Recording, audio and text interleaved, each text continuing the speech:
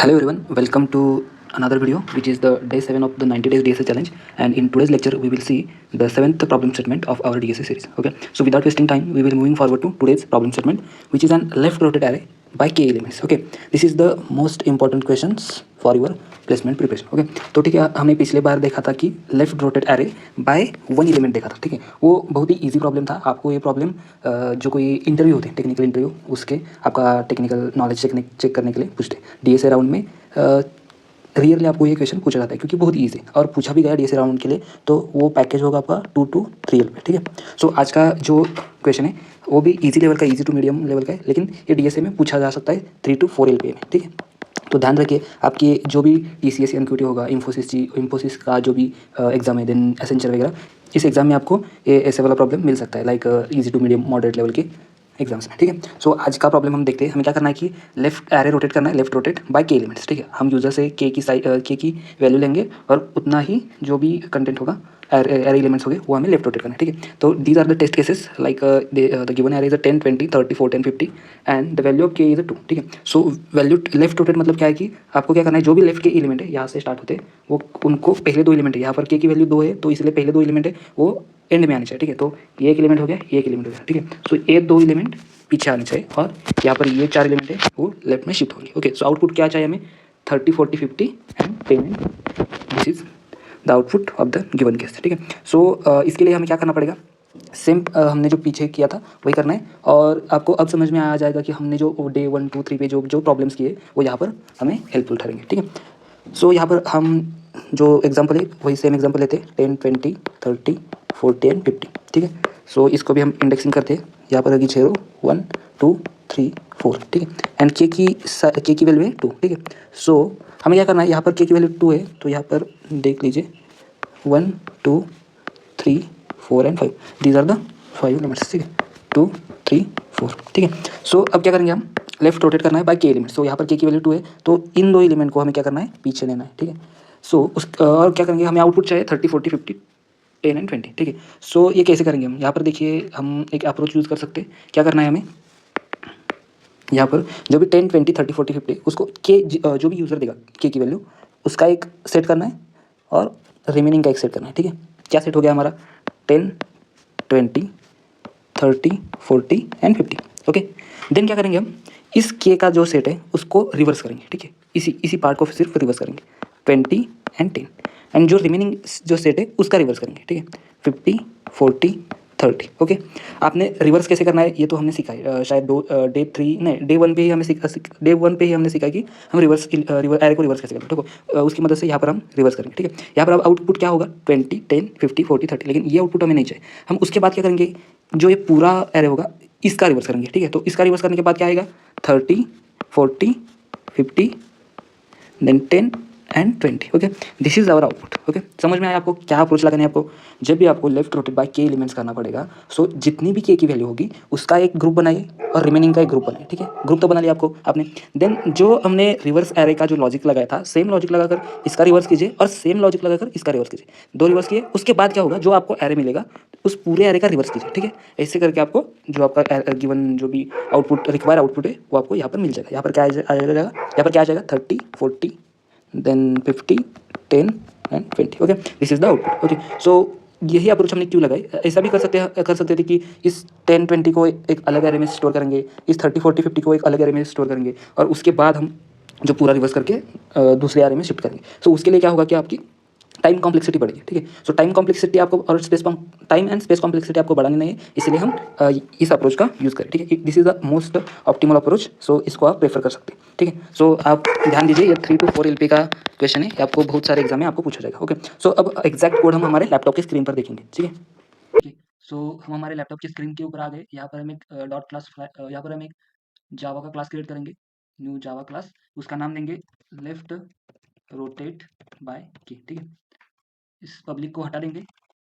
इस क्लास में हम क्या लिखेंगे, मेन क्लास लिखेंगे, पब्लिक स्टैटिक वॉइड मेन. ठीक है, इसके बाद यूजर से इनपुट लेने के लिए हमें एक स्कैनर क्लास लिखना पड़ेगा, new scanner system dot in.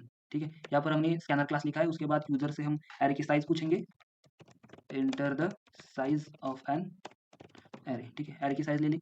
Then उसके बाद क्या करेंगे, जो भी एरे की साइज है वो साइज इस वेरिएबल में स्टोर करेंगे, input dot next int. Okay, then क्या करेंगे, एक एरे क्रिएट करेंगे, empty array, int array is equal to new int, उसकी साइज होगी जो भी यूजर देगा। ठीक है, जो अभी एम्प्टी एरे हमने क्रिएट किया है उसमें हम यूजर से इनपुट लेंगे। ठीक है, तो उसके लिए एक आउट प्रिंट स्टेटमेंट लिखेंगे, enter the value for index I.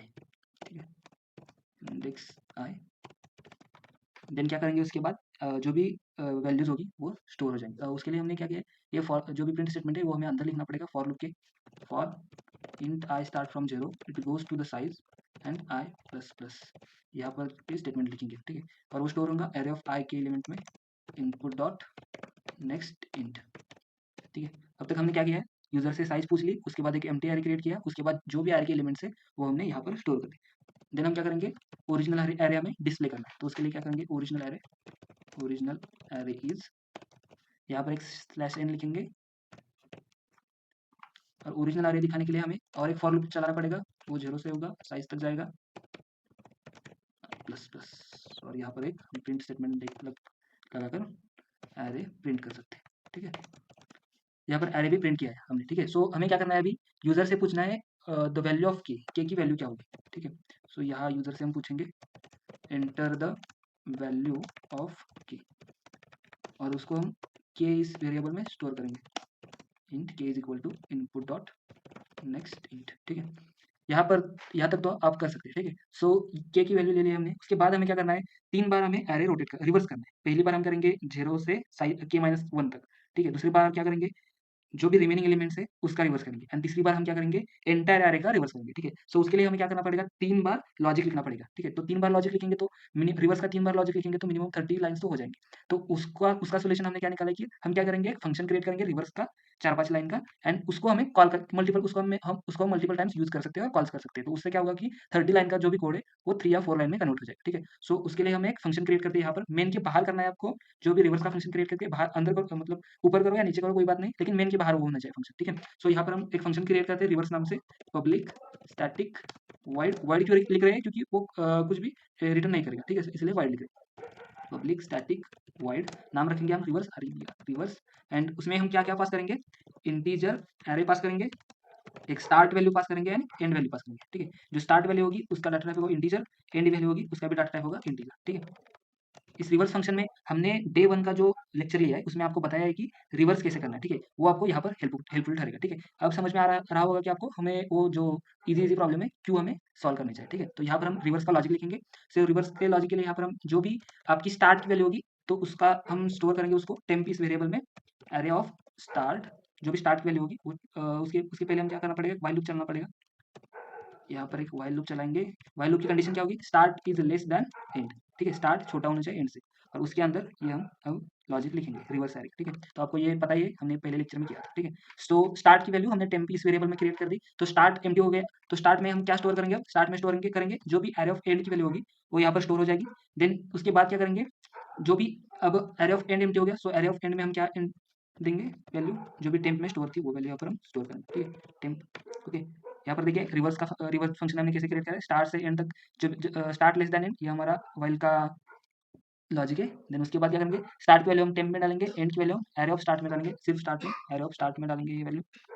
Then उसके बाद टेम्प की वैल्यू एरे ऑफ एंड में डालेंगे। ठीक है, ये हमारा रेडी हो गया रिवर्स फंक्शन, इसको हमें अभी कॉल करना है। ठीक है, तो कैसे कॉल करेंगे, रिवर्स जो भी एरे का नाम है वो ARR, देन स्टार्ट करेंगे 0 से, एंड करेंगे कहाँ तक, k-1 पे हम इसको एंड करेंगे। ठीक है, ये हो गया के सेट के लिए। देन फिर से हम एक रिवर्स फंक्शन कॉल करेंगे, उसका भी एरे का नाम एरे होगा ARR, देन स्टार्ट करेंगे के से, एंड करेंगे साइज-1 पे। ठीक है, साइज-1, देन क्या करेंगे, फिर से एक रिवर्स फंक्शन कॉल करेंगे, वो स्टार्ट करेंगे 0 से, इसका नाम है एरे ARR, 0 से स्टार्ट करेंगे और साइज-1 पे एंड करेंगे। ठीक है, यहाँ पर हमारा लॉजिक हो गया खत्म। इसके बाद क्या करेंगे, हमें वो प्रिंट करना है, प्रिंट करने के लिए हमें क्या करना पड़ेगा, एक प्रिंट स्टेटमेंट लिखना पड़ेगा, print slash N rotated array is, rotated array क्या होगा, जो भी हम यहाँ पर फॉर लूप में देंगे, for int I start from 0 I goes to the size and I plus plus. Okay, तो इसमें एक प्रिंट स्टेटमेंट होगा, उसमें हम एरे ऑफ आई को लिखेंगे प्लस। ओके, तो यहाँ पर हमारा हो गया है पूरा लॉजिक। यहाँ पर एक एरर आ गया है वाइल स्टार्ट से एंड तक। ओके, यहाँ पे क्या एरर है यहाँ पर देखेंगे हम। इंट स्टार्ट चाहिए बोल रहा है, यहाँ पर क्या एरर है हमें रन करके पता चलेगा। Cannot symbol find print Java dot long string not find symbol method print. Okay, यहाँ पर लाइन नंबर प्रिंट एल हो गया है, यहाँ पर लाइन नंबर 13 पे, लाइन नंबर 13 पे प्रिंट एल। ओके, यहाँ पर गलत टाइप हो गया इसलिए एरर आ गया था। यहाँ पर सारे एरर गए, एक बार कंपाइल करके देखते हैं। कंपाइल हो गया। Enter the size of an array 5, enter the value for index 0 10 20 30 40 and 50। ठीक है, ओरिजिनल एरे इज 10 20 30 40 50। उसके बाद एंटर द वैल्यू फॉर के की वैल्यू देंगे हम 2। देन यहाँ पे कोई भी हमें आउटपुट नहीं मिला है, वो क्यों नहीं मिला है? System output star okay. Okay, यहाँ पर हमने क्या किया है, हमारा जो इनपुट है वो ऐसा क्यों आ रहा है, क्योंकि हमने जो भी रिवर्स का जो फंक्शन है लॉजिक है वो हमने गलत लिखा। गलत लिखा है मतलब यहाँ पर हम स्टार्ट एंड एंड को इंक्रीमेंट नहीं कर रहे, start plus plus and and minus minus करना पड़ेगा हम हर एक रोटेशन के लिए, इसीलिए यहाँ पर एरर आ रहा था। ठीक है, सो इसको फिर से रन करके देखते हैं। Enter the size of an array 5 index 0 20 30 40 50 the value of के is 2 rotated array is 30 40 15 10 20। Okay, तो यहाँ पर हमारा जो करेक्ट आउटपुट है वो हमें मिला है। ठीक है, तो यहाँ पर लॉजिक देखिए क्या करना है आपको। पहले तो यूजर से के की वैल्यू लेनी है, एक रिवर्स फंक्शन क्रिएट कर रहे हैं, एक ही बार लिखेंगे वो, और हम उसको मल्टीपल टाइम्स यूज कर सकते हैं। जैसे कि यहाँ पर हमने 3 टाइम्स इसको कॉल किया है। पहले टाइम किया है के सेट के लिए, उसके बाद रिमेनिंग के लिए, एंड उसके बाद एंटायर एरे के लिए। ठीक है, सो आज के लिए इतना है, हम मिलते हैं कल के लेक्चर में।